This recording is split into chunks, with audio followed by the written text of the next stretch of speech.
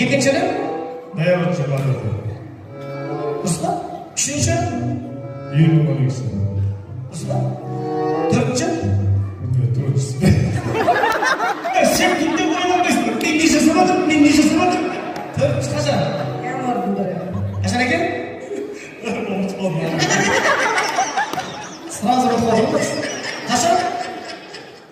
Мына кісіден ұмытып қалдым. Төртінші Январдың бірі.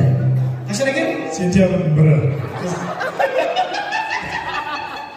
Жоқ, төртінші қашан? Январдың бірі. Қашан екен? Сентябрьдің бірі.